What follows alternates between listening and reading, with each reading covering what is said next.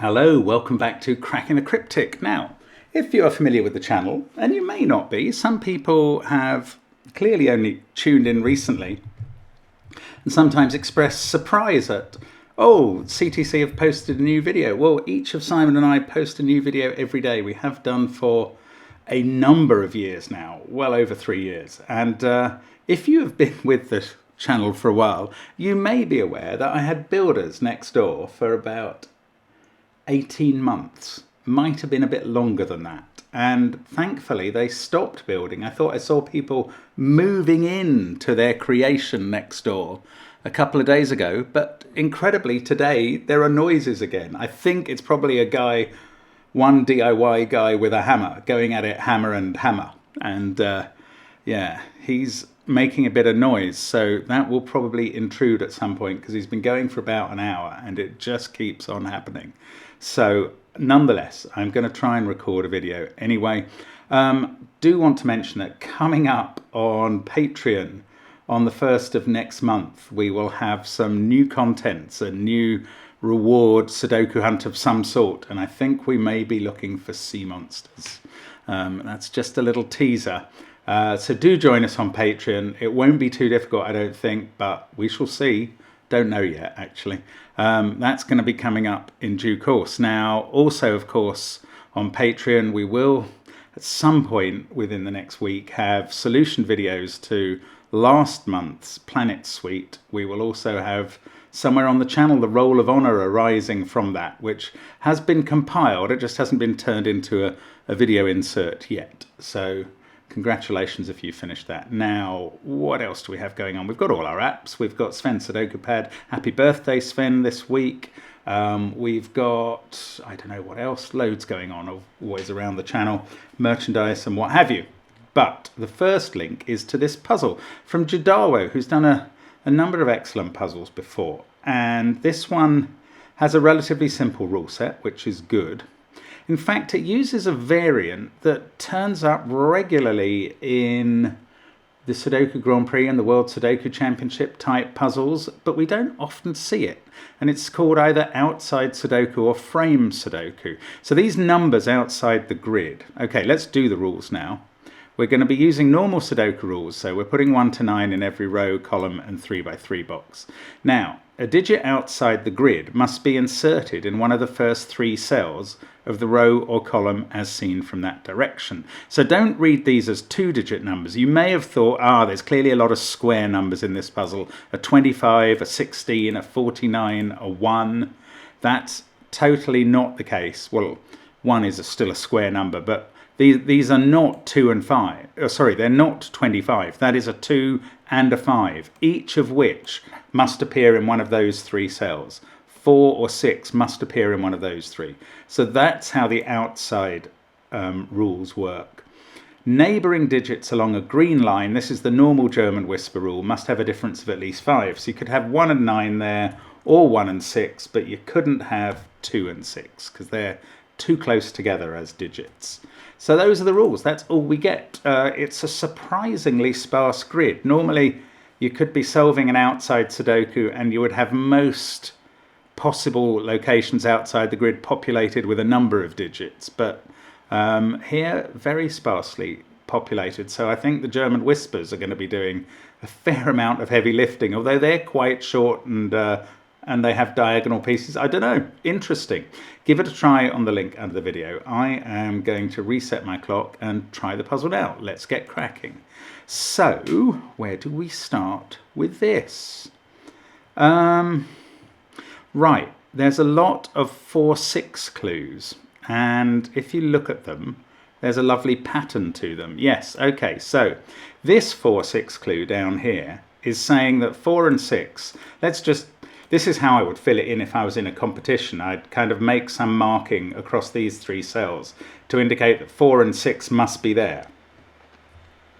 And that is specifically to tell me that 4 and 6 can't be in those cells in that row. Now that matters for this corner. If 4 and 6 can't be in that cell, and they can't, because in this row they're in one of those 3, then this clue means that's a 4-6 pair.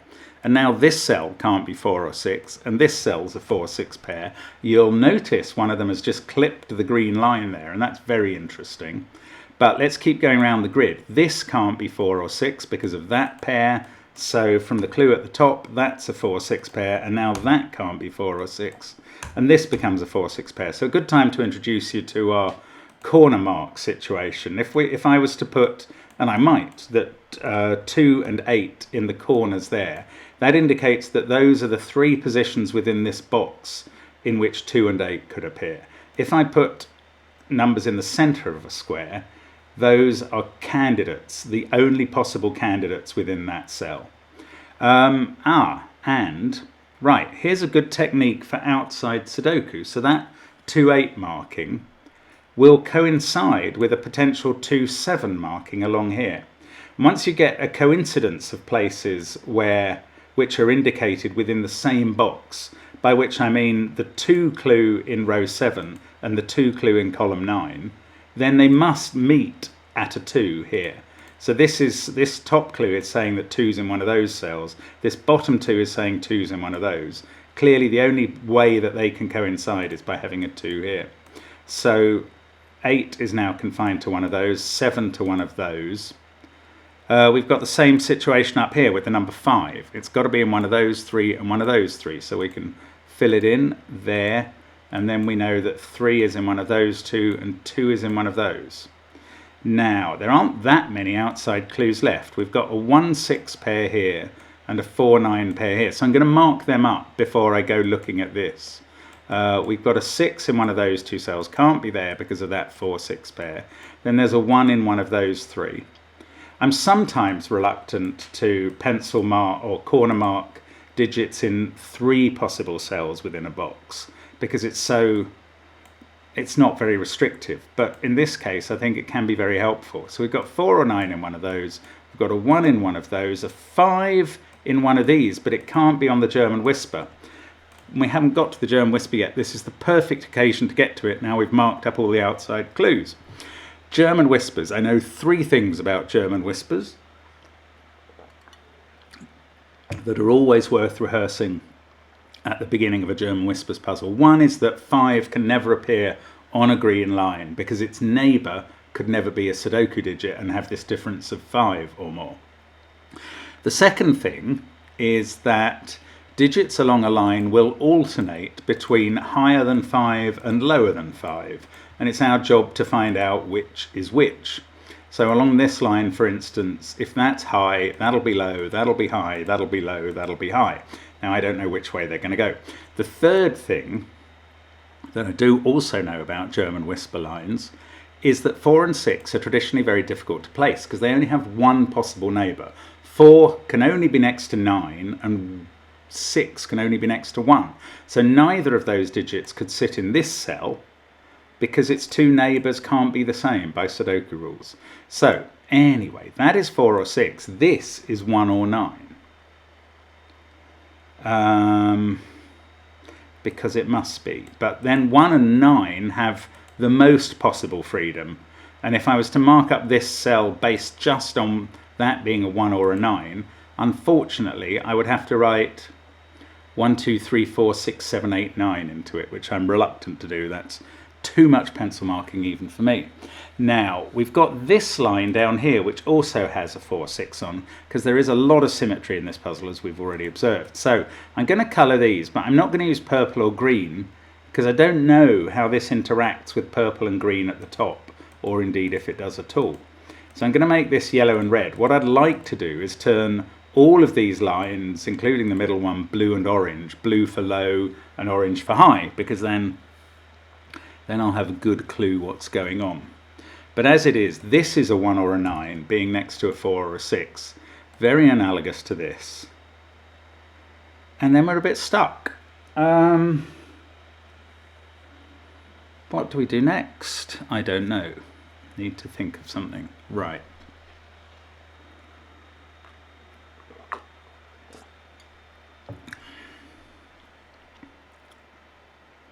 No, I really don't know. Okay, let's charge the batteries and think again.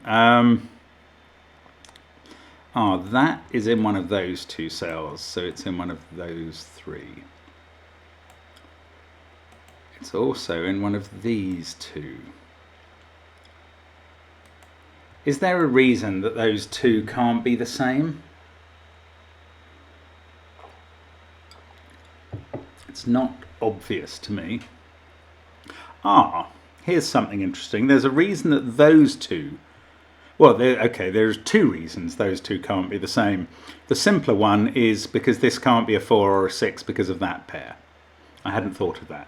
What I did think of was that this can't be 4 or 6, so this digit, and indeed this one, in this box, must appear in those cells. Oh, hang on. This can't be right. I'm totally confused now. If those two cells, 4 and 6, both appeared here. Ah, yes. Okay, this is fine. They can't be in that cell, but one of them can be there.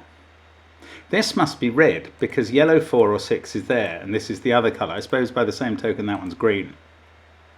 Now, red 4 or 6, no, yellow 4 or 6 in box 8 has to be in the top row. Now, I don't know how to mark these cells with the presence of a yellow 4, 6 in one of them, a yellow 4 or 6. But it does mean that this cell is not yellow, it's red. This one is then yellow. And now where's red 4, 6 in row 8? It can't be in box 9, it can't be in box 7. It can't be there because that's 1 or 9. It can't be here because that's yellow. So it's here. And that has to be surrounded on both sides by either 2 9s or 2 1s. And this is accurate. Right. Now, I said earlier that 4 and 6 are difficult to place in the middle of a line, but that's only like here where their neighbours see each other, there and there. Here, these neighbours don't see each other by Sudoku rules. They are unfriendly neighbours, but that means they can be the same digit. And also, where does this digit go in row 9? It's got to be here in the corner, which is great because that has restricted 8 into one possible cell. Now we must be able to do the same at the top. Now how did it work here? We needed to find, right, first of all, purple 4, 6 in this box can't be in any of those cells because that can't be a 4 or 6 because its neighbours can't be the same. So purple 4, 6 is there, and this must be green 4, 6. That's purple 4, 6. Now where's green 4, 6 in row 2? It's got to be there, surrounded by a 1, 9 pair. And then that purple 1, 9 that we now have highlighted, where does that go in row 1? Got to be in the corner, knocking 3 so sadly out of a corner and putting it there. That's right. I mean, this is clearly what these clues are designed to achieve. It's very nice. It's very nice, this. Now we've got a big deal here, have we? Yes, we can link up purple and green. These are the different 1 9s in column 5. They see each other. They must be different. So this is not purple 1, 9. Therefore, it's green 1, 9, and yellow has become green in the manner in which sometimes digits change colour in our colourful Sudoku grids. Red becomes purple, and there we go. So we've got all of those colours done. But we still don't know which is high and which is low. Ah, right. Look at row 5. This is very interesting, actually. Ah, and I'm beginning to imagine that this is exactly why 1, 6, and 4 and 9 have been chosen for clues in this row. What does that leave these able to be? And the answer is if they can't be 1, 6, 4 and 9, they also can't be 5 because it can never be on a green line. So these are selected from 2, 3, 7 and 8. Now, because again, well, let's go yellow and red again. I don't know how these relate to green and purple yet, but red has to be the same parity. So that's either a 2, 3 pair or a 7, 8 pair. Now, whichever it is, if it's a 7, 8 pair, this can't be a 3 because it would touch a 7 and that's not allowed. If it's a 2, 8 pair, hang on, what am I saying? It can't be a 2-8 pair, sorry. If it's a 2-3 pair, this can't be a 7 because it would touch a 3. So, where does 5 go in this row? I suppose, I don't know. Okay, not the right question. This has a neighbour here. I don't know. Can it be? Oh, I tell you what, let's keep looking for 1-9 colours. Right, where's green 1-9 in this box? That's lovely. Look, that green and that green, rule it out of those cells. So it can only be here. That is green 1-9. And that forces 2. And I bet we can do the same here with purple 1-9, which, yes, can't be in any of those cells and must be here. So that's purple 1-9, and that is a 7. I still don't know the colour of these 6 digits I've managed to put in the grid, which would actually help if I did know. Right, this is a 3-5 pair, that's all that's left in the row, in the box. Then I look in this row and I've got a 2-7 pair here. So I'm either getting colours or digits I can't colour. It's very strange now, this puzzle. It's very, very clever, but it's a bit strange. Now the purple 1-9 must go in one of those cells. Can't be there because of the 1-9 in the corner. There's a purple 1-9 somewhere here. Can I not chase these purple and green 1-9s around anymore? Maybe I can chase the 4-6s. I need a purple 4-6. Can't be here actually. With 2, 3, 7 or 8 there, you cannot have 4, 6. Ah, what's this then? This can't be 4 or 6 by virtue of being next on the green line to a 2, 3, 7, 8. It can't be 2 or 7 in its column. It can't be 1.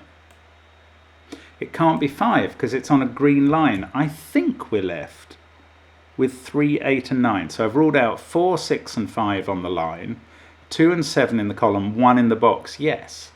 3, 8 or 9. Now I can rule 7 out of this cell, weirdly enough, because that's too close to any of those to form a decent German whisper relationship. Now I think this could still be 3, 8, 2, and then 8 on, well, specifically 8 here. That's quite interesting. If this is low, well, if this is low at all, that's 8. This is low. And then this is high, but not 9. Because 9's in that box. Not 6, because it's too close to that number. And not 7, because that's there. So if this is high, it's an 8. If it's low, this is an 8-7 pair, in which this is a 7. And if it's low, then it would have to be 1 or 2. Are either of those ruled out? Maybe not. Oh, hang on. Oh gosh, there's a 7-8 pair begging to be put in here, and I've even got a 7 to say which way round they go. So this can't be 8. That hasn't determined the height or lowness of this. This has become a 2-5 pair. There's an X-wing on 5s. They've been used up in columns 7 and 8 between those two pairs. So 5 must be somewhere in one of these cells. Now, have I finished using these outside clues? I think with the pencil marks I have. That 5. Ah, of course, 1 is in one of those 3 cells. Oh, so this has sorry, this has been available for ages. This has determined what purple and green mean. And if 1 is in one of those 3 cells, this is not 1. It is a 9. And now we know that purple is the high colour.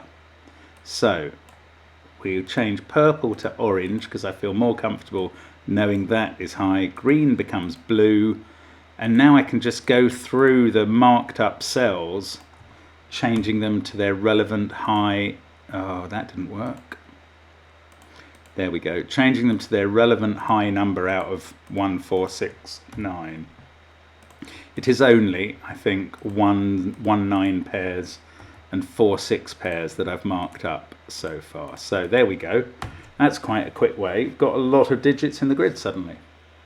Now 9 and 9 are ruling 9 out of those cells and putting it there. 5 in the central row now cannot be in one of those two because it's in one of those, so it can't be anywhere here, so it's in one of these cells along with a 6. In fact, we know where the 6 goes then. 6, 5, that's a 1. I feel like I might get rid of all the orange and blue colouring now, having painstakingly got to this point. I don't know, we'll do it in a minute. 7, 9, 3, 5, 1, 6, 4. That is a naked 8. It sees 1, 3, 4, 5, 6, 9 in its column and 2, 7 in its box. This is 3 or 9 because it can't be anything else, and 4 in the column is there. That's going to give me a 4 in one of those cells. Now those can't be 1 anymore. Still going to put a 5 somewhere here. That's the last. Well, it is almost. Oh, I can place this 4. That's just Sudoku. Yeah, my two options really are to get rid of all orange and blue so far, or to mark up all the extra digits I've done. I think what I'm going to do is get rid of all the colouring that I've achieved, because it's done its job basically. Now this is 2, 3, 8 or 7, but oh, that's intriguing. Maybe I could have found that by just looking at 1, 6, 5, 9, 4, 7 before.